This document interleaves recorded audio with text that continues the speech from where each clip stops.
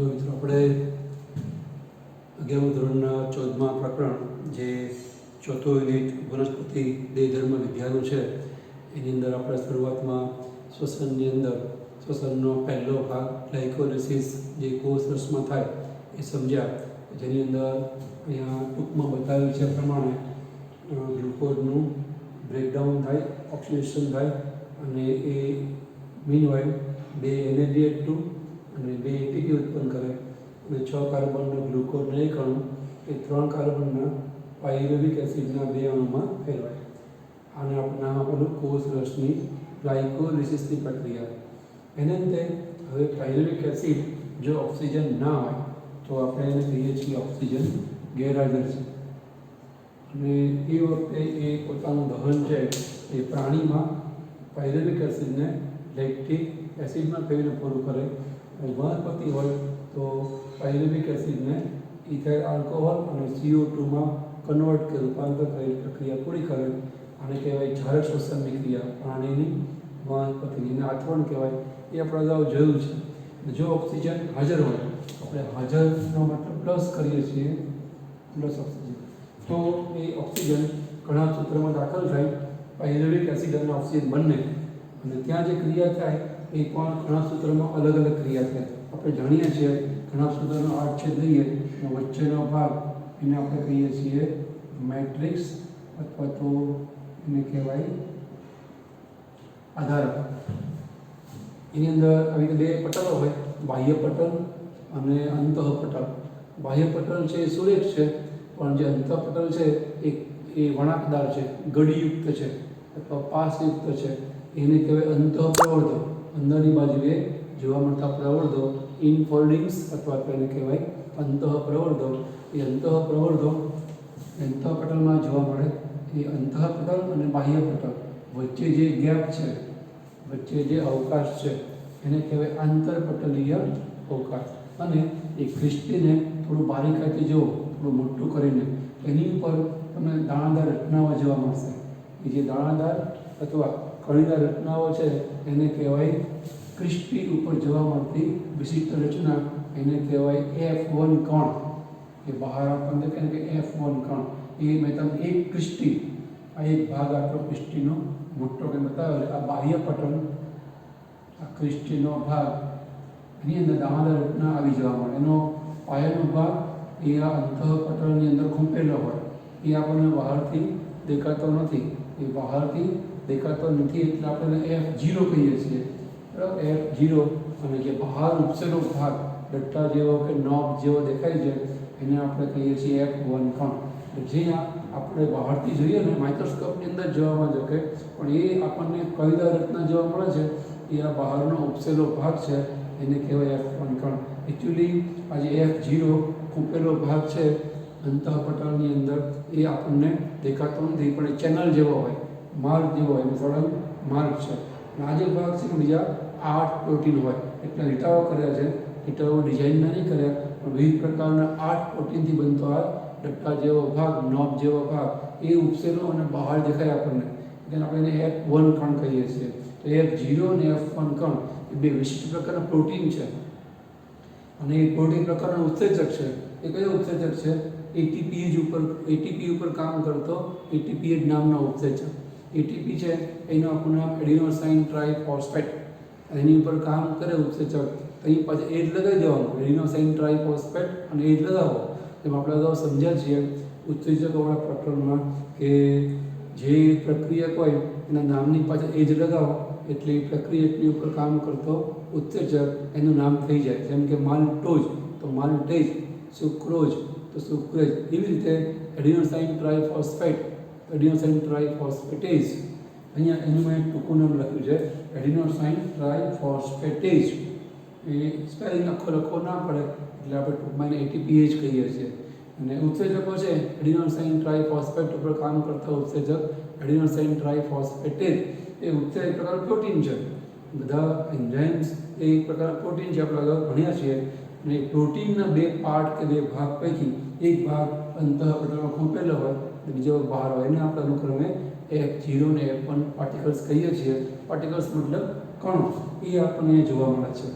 જે કણાભ સૂત્રનો અંતઃપટલ જે ગળીદાર છે એની ઉપર જે કણવાળો ભાગ જોવા મળે એને આપણે કહીએ છીએ F1 કણ. એકચ્યુઅલી ખૂબેલો ભાગ હોય દેખાતો નથી, આપણે બતાવે છે ને F0. એ આખો એ ઉત્સેચક છે.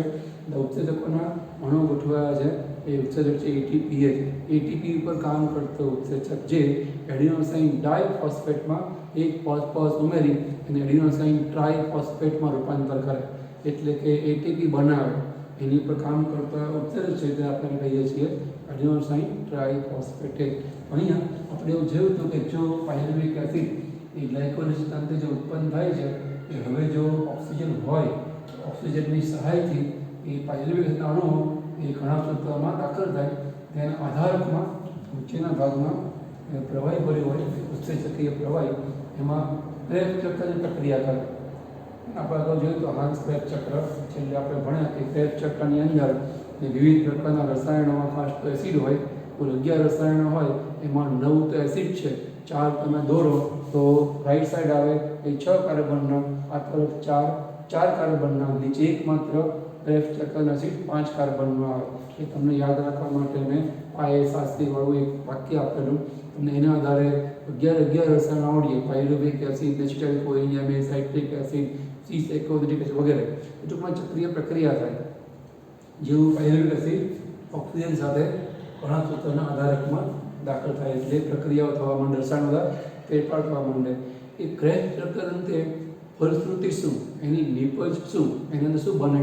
તો આપણે જોયું હતું કે ક્રેબ્સ ચક્રની અંદર 4 NADH2, 1 FADH2 અને 1 ATP બને. આપણને ખબર છે ગ્લુકોઝના એક અણુ માટે ક્રેબ્સ ચક્ર 2 વાર થશે, કારણ કે ગ્લુકોઝના એક અણુમાંથી પાયરુવેટ એસિડના 2 અણુ બને છે. પાયરુવેટ એસિડના એક અણુ માટે એક જ ક્રેબ્સ ચક્ર થાય, એવા 2 અણુ છે માટે 2 વાર થાય. એટલે ગ્લુકોઝના એક અણુ માટે ક્રેબ્સ ચક્ર 2 વાર થાય. એટલે આ જે આખી સંખ્યા છે એને આપણે મલ્ટીપ્લાય બાય 2 કરી નાખવાનું. એટલે એક ક્રેબ્સ ચક્રમાં 4 NADH2 ઉત્પન્ન થાય. કઈ જગ્યાએ આપણે સમજાવેલું કે જે ક્રેબ્સ ચક્ર છે એને આપણે નંબર આપી દેલા 0 to 9, એમાં 0, 4, 6, 7, 9 5 જગ્યા એવી છે કે જેમાંથી 2H+ રૂપી હાઇડ્રોજન આયનો એ પ્રોટોન્સ છે ઉત્પન્ન થાય છે. એને હાઇડ્રોજન ગ્રાહકો સ્વીકારે છે, જે આ NAD અને FAD છે. નિકોટિનામાઇડ, એડિનાઇન ડાઇન્યુક્લિયોટાઇડ અને FAD એટલે ફ્લેવિન એડિનાઇન ડાઇન્યુક્લિયોટાઇડ. એ પૈકી 5 પૈકી જે 0, 4, 6, 9 આ 4 જગ્યાના 2H+ છે એને NAD સ્વીકારી અને NADH2 ફેરવાઈ જાય. એક NAD એક H+ લે તો 4 જગ્યાના H+ ને લેવા માટે 2H+ ને લેવા 4 NAD જોઈએ અને 4 NAD2 ફેરવાય. અને જે 7 નંબરની છે પ્રક્રિયાનો જે 2H+ છે પ્રોટોનની પેર એ FAD દ્વારા સ્વીકારે એટલે ફેરવાય FADH2. એ એક જ છે, એક લખ્યું. આવી રીતે આપણને એક ક્રેબ્સ ચક્રમાં 4 NADH2 અને એક FADH2 મળે. એ ઉપરાંત એમાં 6 નંબરની પ્રક્રિયા એવી છે ક્રેબ્સ સાયકલમાં જેમાં એક ATPનો અણુ બને છે. GTP બને પછી ATP બને, ટૂંકમાં અંતે એક ATPનો અણુ મળે. પણ આપણે હમણાં કીધું ગ્લાયકોલિસિસની પ્રક્રિયા એને અંતે 2 ઉત્પન્ન થાય, એટલે ગ્લુકોઝના એક અણુના અંતે ક્રેબ્સ ચક્ર 2 વાર થાય. એટલે એક ક્રેબ્સ ચક્રને એક ગ્લુકોઝને અંતે 2 ક્રેબ્સ સાયકલમાંથી આપણને 2 ATP મળે, 2 FADH2 મળે અને 8 NADH2 મળે. તો આધારકમાં પાયરુવેટના અણુઓ આવી રીતે આટલી નીપજ આપણને 2 ATP, 2 FADH2 અને 8 NADH2. હવે આ જે NADH2 FADH2 છે રિડક્શન પામી ગયા છે, એ બીજી વખતના જે પાયરુવેટના અણુમાં દાખલ થાય કોષરસમાંથી ફરી કણાભસ્ત્ર આધારકમાં, ત્યારે ફરી NADH2 અને FADH2 બનવા માટે NAD FAD જોઈએ, તો જે FADH2 NAD2 ફેરવાય. એટલે કે એનું હવે ઓક્સિડેશન થવું જોઈએ. તો એ ઓક્સિડેશન પામવા માટે ચેતારસાવે કણાભસ્ત્રના ક્રિસ્ટી પણ આધારકમાં ચાલતી આ ક્રિયા છે એને ક્રેબ્સ ચક્રની, એને અંદર ઉત્પન્ન થયેલા NADH2 FADH2 છે એ ક્રિસ્ટી બનતા રહે, ક્રિસ્ટી ઉપર. એટલે હવે જે ક્રિયા થાય એ ક્રિસ્ટી ઉપર થાય. એ ક્રિયામાં થવાનું કાજ કે NADH2 NADમાં, FADH2 FADમાં, એટલે કે હાઇડ્રોજન ગુમાવે, 2H+ ગુમાવે. 2H+ ગુમાવે એટલે 2 ઇલેક્ટ્રોન પણ ગુમાવે. આપણે અગાઉ ક્રેબ્સ ચક્રમાં સમજાયું હતું કે ભલે આપણે ત્યાં બતાવીએ છીએ ખાલી 2H+ છે ઉત્પન્ન થાય છે, પણ 2H+ નો મતલબ પ્રોટોન છે એટલા કોઈ ઉત્પન્ન થાય નહીં, ઇલેક્ટ્રોન પણ જોડે ઋણ ભાઈ આયન પણ ઉત્પન્ન થાય. અહીંયા પણ એવું છે કે NADH2 એ NADમાં ફેરવાય, સામે 2 ઇલેક્ટ્રોન અને 2 પ્રોટોન રૂપી 2H+ ઉત્પન્ન કરે. FADH2 પણ ઓક્સિજન પામી ઇલેક્ટ્રોનને હાઇડ્રોજન છે ગુમાવે. એ ગુમાવવાની ક્રિયા છે ને અહીંયા ક્રિસ્ટી ઉપર થાય, કારણ કે એને ઓક્સિડાઇઝ કરવા માટેના જરૂરી બધા ઉત્સેચકો છે, વિવિધ પ્રકારના ઉત્સેચકો, જટિલ પ્રકારના, જેને આપણે કોમ્પ્લેક્સ કહીએ છીએ, જટિલ રચના ઉત્સેચકો, એ અહીંયા ક્રિસ્ટી ઉપર છે. એટલે NADH2 ને FADH2 ફરી H ગુમાવવા એટલે કે ઓક્સિડેશન પામવા એ કણાસૂત્રના આધારકમાંથી ક્રિસ્ટી ઉપર છે આવે. ત્યાં જે ક્રિયા કરીને આપણે કહીએ છીએ ઇલેક્ટ્રોન ટ્રાન્સફર સિસ્ટમ, કારણ કે જે પ્રોટોન અને ઇલેક્ટ્રોન મુક્ત કરે છે તો ઇલેક્ટ્રોન મુક્ત થાય એ તો જ મુક્ત થાય તો ઇલેક્ટ્રોન વાહકો ત્યાં હાજર હોય. ઇલેક્ટ્રોન વાહકોને મળતી ઇલેક્ટ્રોનનું વહન થઈ અને એનું ઓક્સિડેશન શક્ય બને એટલે આપણે પ્રક્રિયાને કહીએ છીએ ઇલેક્ટ્રોન ટ્રાન્સપોર્ટ સિસ્ટમ અથવા તો વિજાણુ પરિવહન તંત્ર. જેમ આપણા આજના ટોપિકનું મુખ્ય મથા લખ્યું છે અહીંયા ઇલેક્ટ્રોન ટ્રાન્સપોર્ટ સિસ્ટમ અથવા વિજાણુ પરિવહન તંત્ર, જે કણાસૂત્રના ક્રિસ્ટી ઉપર થાય.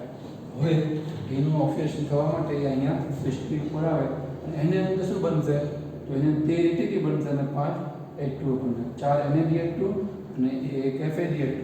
આપણે કીધું એમ એવા બે છે લેફ્ટ સાઈડ, એટલે આ પણ મલ્ટીપ્લાય બાય 2 થશે એટલે કુલ 10 H2 ઉત્પન્ન થાય, 26 ATP ઉત્પન્ન થાય. એક જ ઉત્પન્ન થાય ETS ની પ્રક્રિયા દ્વારા NADH2 NAD માં, FAD માં ફેરવાય તો કેવી રીતે 26 ATP ઉત્પન્ન થાય, 5 H2 ઉત્પન્ન થાય. એ આપણે જોવા માટે અહીંયા આ ઇલેક્ટ્રોન પરિવહન તંત્ર દોર્યું છે. તમને થોડું કોમ્પ્લેક્સ લાગશે પણ 2-3 વખત તમે દોરીને પ્રેક્ટિસ કરશો તો તમારા માટે કંઈ અઘરું નહીં રહે.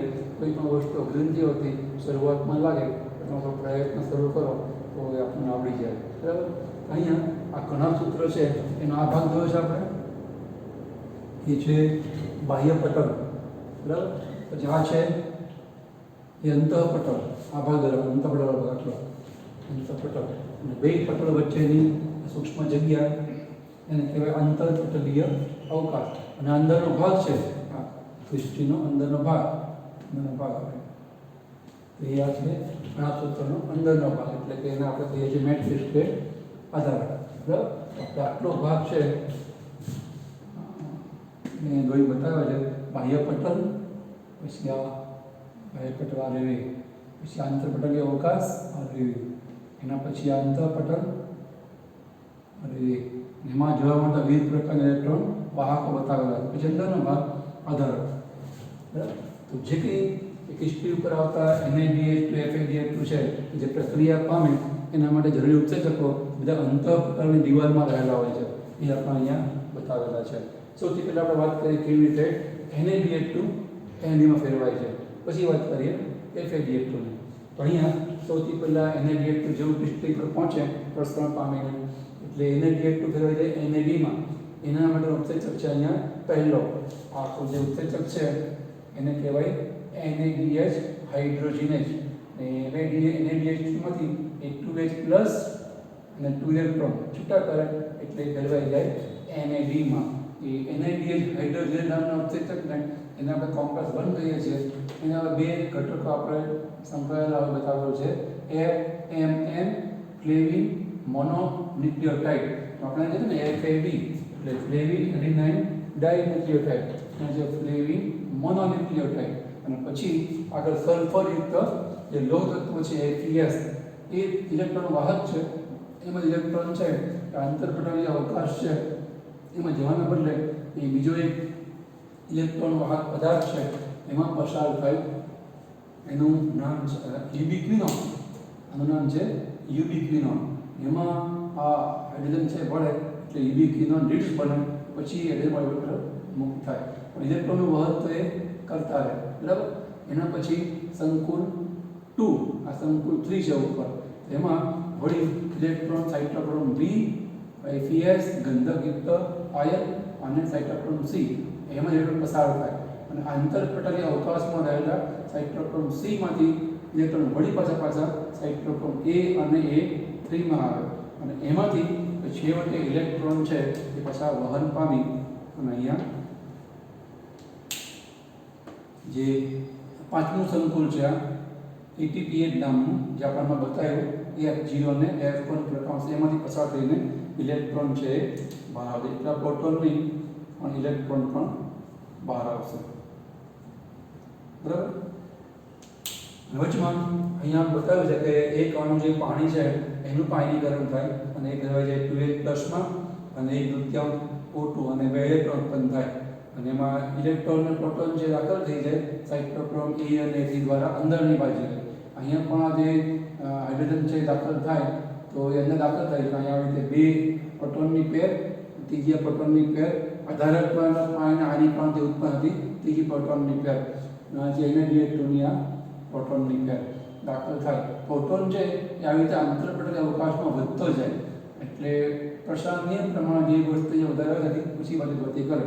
પછી F0 અંદર મૂકેલો ભાગ છે ને એ કેનલની જેમ મળતે, માર્ગની જેમ મળતે, એ માર્ગે થઈ અને પ્રોટોન બધા બહાર આવી જાય કારણ કે આધારકમાં પ્રોટોનનું પ્રમાણ ઓછું છે અને અહીંયા પ્રોટોનમાં વધતું જાય જે પ્રશ્ન બહાર આવે. આ તો F0 તો માર્ગ પૂરો પાડે પણ જે બહારનો ભાગ છે ને F1નો ભાગ એનું નામ આપ્યું છે રોટેટર. એ નો ફરે આને કહેવાય સ્ટેટર. એ સ્થિર રહે. માર્ગ જે પાઇપ જેવો ભાગ છે સ્થિર છે પ્રોટીન. એટીપી નામના ઉત્સેચકનો પ્રોટીનનો એક ભાગ જે સ્થિર છે ખૂંપેલો ભાગ એ તેને કહેવાય સ્ટેટર. અને રોટેટરનો મતલબ રોટેટ થયેલા છે. જેવું એવું જે પ્રોટોનની પેર પસાર થાય ને, પ્રોટોનની એક જોડ 2H+ પસાર થાય ને એ આમ ફરે.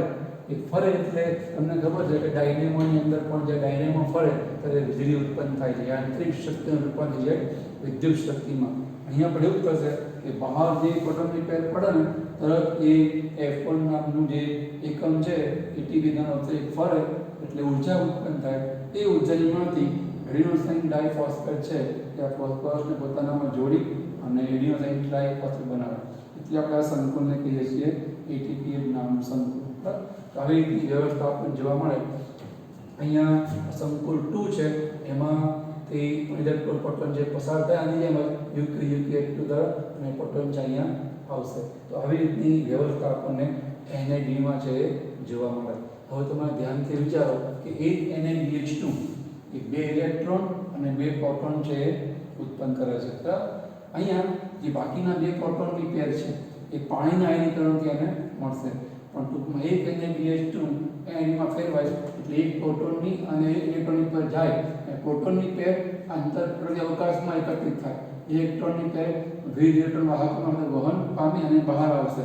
એ જ વખતે એ ત્રણ પ્રોટોનની પેર પણ અહીંયા બહાર છે આવશે અને બહાર આવવાને અંતે હવે એમાંથી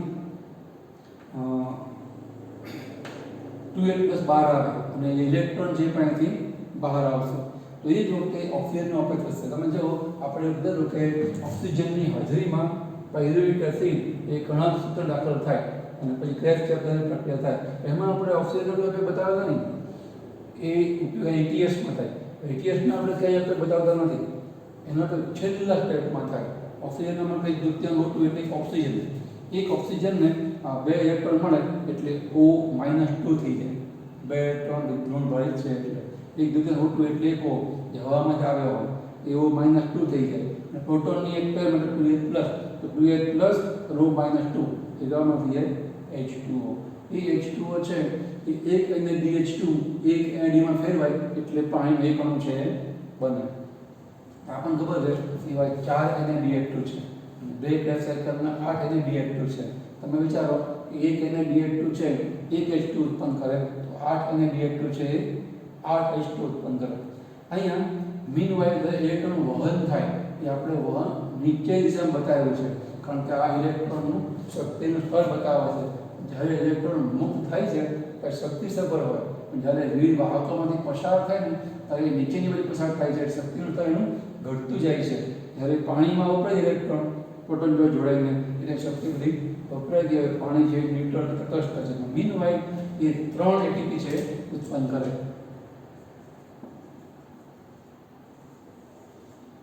તો એક NaDH2 એક H2O અને 3 એટીપી ઉત્પન્ન કરે. બરાબર. એક NaDH2 છે એ 3 એટીપી અને એક H2O ઉત્પન્ન કરે તો 8 NaDH2 એ 24 એટીપી અને 8 H2O છે ઉત્પન્ન કરે. રહી તમને. હવે FADH2 ની વાત કરીએ. FADH2 છે એ અહીંયા કોમ્પ્લેક્સ 1 થી 8 કરી શકતા નહીં. વિદ્યુત વાહકો કે ઇલેક્ટ્રોન વાહકો છે એમ અહીં દાખલ થાય છે. એટલે એની અંદર એક એટીપી ઓછો ઉત્પન્ન થાય, એક એટીપી અહીંયા ઉત્પન્ન થાય, બીજા અહીંયા ઉત્પન્ન થાય, ત્રીજો અહીંયા ઉત્પન્ન થાય. તો 3 એટીપી ઉત્પન્ન થાય પણ FAD નું શક્તિનું સ્તર એ એના રિએક્ટર કરતાં ઓછું હોય છે, એટલે આ ઇલેક્ટ્રોન વાહકની શૃંખલામાં થોડું નીચેથી એન્ટર થાય છે. એટલે એમાં એક અને બે એટીપી બનશે અને એક H+, ત્યાંથી પણ 2 ઇલેક્ટ્રોન અને પ્રોટોનની એક પેર આની જેમ એ દૂર થાય. પ્રોટોનની પેર છે તો આમાંથી આમાં ઉતરી જવાની અંદર, અને બીજી આ પાણીના આયનીકરણ ઉત્પન્ન થાય છે. એટલે બે પ્રોટોનની પેર છે, એક તો બહાર આવે એ પાણી વપરાયેલું પાણી પાછું મળી જશે. અને જે બીજી પ્રોટોનની પેર આની છે એ એક, અને આ ઓક્સિજન નહીં પણ, અને આ બે ઇલેક્ટ્રોન છે બે એક કોણમાં એટલે O-2 થાય. એની આ હાઇડ્રોજનની પેર છે તે અહીંયા આવે એટલે આ રહીએ તો એમાંથી પાણીને પણ બને અને એટીપી બે અણુ બનશે, કારણ કે એ બીજી એન્ટર થાય છે, એક એટીપી બનાવવાનું ઓછું થઈ જાય. તો એક FADH2 એ જ્યારે ઓક્સિજન પામે એટલે કે FAD માં ફેરવાય ત્યારે એ બે એટીપી ઉત્પન્ન કરે અને એક H2 ઉત્પન્ન કરે. તો બે FADH2 હોય, કારણ કે એક ક્રેબ સાયકલમાં એક FADH2, બે ક્રેબ સાયકલમાં બે FADH2. બે FADH2માં 4 એટીપી અને બે H2 ઉત્પન્ન થાય. તો સરવાળે અહીંયા 24 અને 4 28 એટીપી ઉત્પન્ન થાય, અને આ 8 અને 2 10 H2O છે ઉત્પન્ન થાય. તમને હશે કે શ્વસનનું જે સમીકરણ છે એ આપણે શરૂઆતમાં આપેલું કે ગ્લુકોઝનો એક અણુ છે એ પાણીના માધ્યમમાં દ્રાવ્ય થઈ અને ઓક્સિજનની મદદથી ઝાડ શ્વસનમાં દહન પામે એટલે કે ઓક્સિડેશન પામે.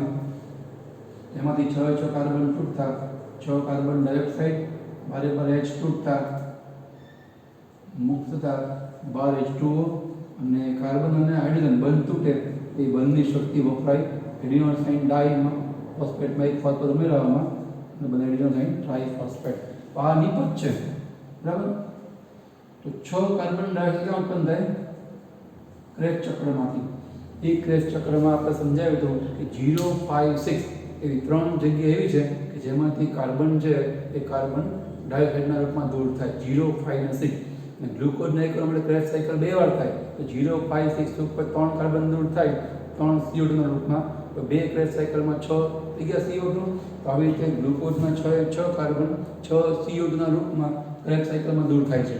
એ રીતે આપણે ક્રેબ સાયકલ બતાવી હતી ગયા લેક્ચરમાં. અહીંયા આપણે બતાવ્યું છે આ 10 H2O. આપણે હવે બે H2 સમજાવવાના બાકી રહ્યા. 10 H2 ક્યાં ઉત્પન્ન થાય છે? કણસૂત્રના પૃષ્ઠ ઉપર. બે H2 બાકી રહ્યા એટલે 12 H2 થઈ જશે. એવી રીતે બે એટીપી છે એ ક્યાં ઉત્પન્ન થાય? ગ્લાયકોલિસિસમાં, બરાબર. પછી બે એટીપી ક્યાં ઉત્પન્ન થાય? કણસૂત્રના આધારકમાં.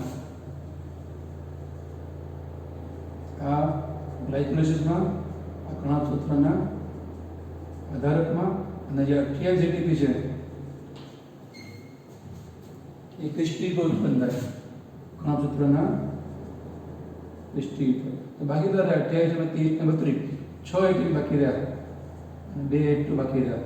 એટલે બધું જ કામ છે આપણું સમીકરણ સમજાયું કે પૂરેપૂરું પાઠની અંદર જે મુખ્ય પ્રક્રિયા છે શ્વસનની એટલે કે ગ્લુકોઝના દહનની એ આપણે પૂરેપૂરી સમજાવી કહેવાય. તો અહીંયા આ બાકી જે રહ્યા 2H2O અને 6 એટીપી ક્યાં ઉત્પન્ન થાય? તો તમે વિચારો કે જ્યારે શ્વસનની પ્રક્રિયા શરૂ થઈ છે, આપણે થોડું ફ્લેશબેકમાં જઈએ આ હિસાબ મેળવવા માટે. 6 એટીપી બે H2 બાકી રહ્યા, 8 અને 12 H2 પૈકીના એનો હિસાબ મેળવવા થોડું આપણે ફ્લેશબેકમાં જઈએ. કે જ્યારે મેં તમને સમજાવ્યું હતું કે આપણે કોઈ કામ શરૂ કરીએ ને એ વખતે આપણું અંગ છે એ આપણી સામે દલીલ નહીં કરે કે ભાઈ તમે હલનચલન કરવા માંગો છો, પણ બધા નક્કી કરો કે શ્વસન જાહેરાત કરવાનું, શ્વસન અજાહેરાત કરવાનું. એ અંગની અંદર હલનચલન સાથે ગ્લુકોઝ તૂટવાની ક્રિયા ગ્લાયકોલિસિસની શરૂ થઈ જ જાય, જેમાં ઓક્સિજનની જરૂર નથી. હવે જ્યારે આપણું શરીર ગ્લાયકોલિસિસ એટલે ગ્લુકોઝ તોડવાની ક્રિયા શરૂ કરે છે, એના અંતે એ ઉત્પન્ન કરશે પાયરુવેટ એસિડ. એ વખતે આપણું શરીર રચના એ પ્રકારની બની છે કે આપણું શરીર એવું માને છે કે કદાચ ઓક્સિજન નહીં મળે તો જો મળે તો સારું કહેવાય, પણ જો ના મળે તો વર્સ્ટ કન્ડિશન કહેવાય, ખરાબ સ્થિતિ કહેવાય. એમ તમે પ્રવાસમાં જાઓ છો તો પ્રવાસમાં તમને સવાર નાસ્તો બપોર જમવાનું સાંજનું જમવાનું મળવાનું જ હોય, છતાં પણ તમે પૈસા થોડો ટિફિન કે કંઈક પાઉચ કે ખાવા પીવાનું જો લઈ જાઓ છો, કદાચ સમયે ખાવા ના મળી તો, કદાચ ખાવા મળી પણ આપણને ભાવ્યું ન હોય એવું કંઈક થયું તો આપણને આખું રોજ જરૂર ખાવાનું છે કામ લાગે, અથવા પૈસા હોય તો આપણે કંઈક શોપિંગ કરીને પણ આપણે ખાઈ શકીએ. તો આપણે ઇમરજન્સી કે કટોકટીના સમય માટે કામ લાગે, જરૂર પડે એ એટલી સગવડતા કરીને બહાર જઈએ છીએ. તો અહીંયા આપણા શરીરમાં એ જ પ્રકારની વ્યવસ્થા હોય છે કે જો આપણને ઓટલું મળે તો પ્રશ્નાંતથી ગ્લાયકોલિસિસના ઉત્પન્ન થયેલા પાયરુવેટ એસિડના બંને અણુઓ છે ઘણા સૂત્રો દાખલ થઈ ઝાડ શ્વસનની ક્રિયા કરશે. પણ જો ઓટલું ના મળે તો શ્વસન અજારક કરવું પડશે. એટલે જ્યારે ગ્લાયકોલિસિસ ચાલતું હોય ને ત્યારે અજારક શ્વસનની તૈયારી થઈ ગઈ હોય છે. પછી એ તૈયારી શ્વસન જારક થાય ને તો નકામી જાય. જેમ તમે જો ખાવાનું લઈ ગયા હોય, પૈસા લઈ ગયા હોય તો તમે ટાઈમે ખાવા મળી જાય, ભૂખ લાગે જરૂર એ જ વખતે ખાવાનો ટાઈમ થઈ ગયો હોય અને તમને ખાવા મળી જાય અને ભાવતું હોય તો તમે જે ખાવાનું લઈ ગયા હોય વપરાશે નહીં, પડી રહેશે. કટોકટી સમય તૈયારી પડી રહે, પૈસા પણ તમે લઈ ગયા હોય એ કંઈ ખાવા પીવા વાપરવાનું થાય જ નહીં. તમે જ્યાં ગયા છો જન્મરો જાય વપરાય છે નહીં પૈસા, તો એને વપરાય વગર પડી રહેશે ને. એની જેમ જ્યારે ગ્લાયકોલિસિસ ચાલતું હોય ને ત્યારે આપણા શરીરની અંદર અજારક શ્વસનની તૈયારીના ભાગરૂપે આ બે એનર્જી ઉત્પન્ન થાય છે. આપણે જાણીએ છીએ, આપણે સમજ્યા છીએ કે વપરાય છે ત્યાં શ્વસન અજારક થાય તો જ. જો પ્રાણીમાં શ્વસન અજારક થાય તો આ પાયરુવેટ એસિડના બંને અણુઓ એ એનએડીએચ2 દ્વારા રિડક્શન પામે અને કહેવાય છે લેક્ટિક એસિડમાં, અને બે એનએડી છૂટા પડે. અને વનસ્પતિ હોય તો પાયરુવેટ એસિડના અણુઓ છે એ એનએડીએચ દ્વારા રિડક્શન પામી અને પેરવાઈ થાય આલ્કોહોલમાં, બે એનએડી પાછા બીજા ગ્લાયકોજનમાં રિડક્શન પામમાં તૈયાર થઈ છૂટા થઈ જાય છે. તો હવે તે જારક શ્વસનની તૈયારી માટે બે એનએડીએચ2 ઉત્પન્ન થયા છે. તો જો શ્વસન જારક થાય તો આ બે એનએડીએચ2 જે શ્વસન અજારક થશે એમ માની અને અજારક શ્વસનની તૈયારીના ભાગરૂપે ઉત્પન્ન થયા છે એ વપરાયા વગરના પડી રહેશે. શ્વસન જારક થાય આ પ્રક્રિયા થાય જ નહીં, જેમાં બે એનએડીએચ2 વપરાવાના હવે વપરાશે નહીં. તો હવે આ બે એનએડીએચ2 છે ને એ વપરાશે. શ્વસન જારક શરૂ થઈ ગયું એનો મતલબ કે અજારક નહીં થાય તો અજારક તૈયારી માટે ઉત્પન્ન થયેલા આ બે એનએડીએચ2 વપરાય છે. આપણે આમ જ જોયું કે એનએડીએચ2 ઓપન કરે શું, એનએડીએચ2માંથી એક છૂટો પર થાય શું. એક એનએડીએચ2 છે એ 3 એટીપી અને એક H2 ઉત્પન્ન કરે, બરાબર, 3 એટીપી અને એક H2O. તો બે એનએડીએચ2 છે એટલે ઉત્પન્ન કરે 6 એટીપી અને 2 H2O. આને ગુણ્યા 2 કરી નાખવાનું. એક એનએડીએચ2 આવું કરે તો બે એનએડીએચ2 6 એટીપી અને 2 H2 ઉત્પન્ન કરે. જ્યાં ખૂટા છે 2 H2 અને 6 એટીપી. તો આવી રીતે કુલ 8 એટીપી ઉત્પન્ન થાય, આવી રીતે કુલ 12 H2 ઉત્પન્ન થાય, આવી રીતના કુલ 6 કાર્બન ડાયોક્સાઇડ છે ઉત્પન્ન થાય. તો અહીંયા આપણે એટીપીનું બેલેન્સિંગ પણ તમને સમજાવ્યું કે એટીપી છે એ કેવી રીતે આ ધર્મના રૂપમાં ક્યાંથી ઉત્પન્ન થાય છે. આજે છે એટીપી એ જે ગ્લાયકોલિસિસ છે એના છે ના પણ ગ્લાયકોલિસિસના ઉત્પન્ન થયેલા એનએડીએચ2 ઉત્પન્ન થાય છે. અહીંયા આપણે આખો બેલેન્સિંગ મતલબ સંતુલન મતલબ હિસાબ આપ્યો કેવી રીતે 6 CO2 12 H2O અને 8 એટીપી છે ઉત્પન્ન થાય. અહીંયા આપણું શ્વસનનું સમીકરણ જે પ્રક્રિયા એ પૂરી કરી છે આપણે.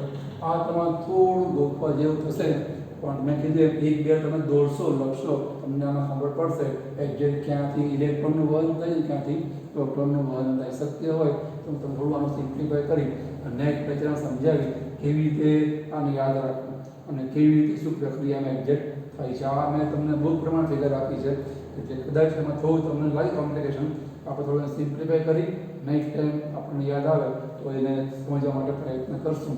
તો ટૂંકમાં આની અંદર આવી રીતે કુલ 28 એટીપી અને 10 H2O છે ઉત્પન્ન થશે, બરાબર. તો અહીંયા આપણે શ્વસનની ક્રિયાનો મુખ્ય ભાગ છે અહીંયા આપણે પૂરો કરીએ છીએ. શ્વસનની ક્રિયામાં આવી રીતે ગ્લુકોઝ તૂટીને આવી 3 લીટર બનશે. એમાં આ જે ભાગ છે ને એને તો કે ઉચ્છવાસ. આપણે ઉચ્છવાસની અંદર પાણી વરાળ હોય અને કાર્બન ડાયોક્સાઇડ હોય એ તો નીકળી જશે. એટીપી છે આપણા કણાસૂત્રમાં સંગ્રહ, પણ કણાસૂત્રમાં આપણી પ્રક્રિયા થઈ બધી એટીપી બનવાની પ્રક્રિયા મોટા ભાગે થાય છે કણાસૂત્ર. એટલે આપણે અગાઉ શીખ્યા હતા 11મા ધોરણના 8મા પાઠમાં કોષ રચનામાં કે કણાસૂત્રને શક્તિનું ઘર કહેવાય. કોઈ પણ સજીવમાં કણાસૂત્રમાં જ આવી રીતે એટીપી છે ઉત્પન્ન થાય. મુખ્યત્વે મોટો ભાગ એટીપીનો કે આપણે જોયું કે 2 એટીપી તો પાછું કોષ રસમાં ઉત્પન્ન થાય, પણ એ અલ્પ મોટો ભાગ આ બે પૈકીનો જે 36 એટીપી છે તો ઉત્પન્ન થાય છે કણાભસૂત્રમાં, તે શક્તિનું ઘર કહેવાય. અહીંયા એક નાની બાબત આપણે જોઈને પૂરું કરીએ. આજે આવા એટીપી છે ને એ આવા એટીપી ઉત્પન્ન થાય જો સજીવ પ્રોકેરિયોટિક હોય તો. પ્રોકેરિયોટિકનો મતલબ થાય બેક્ટેરિયા, આદિકોષ કેન્દ્રીય. પણ જો સજીવ યુકેરિયોટિક હોય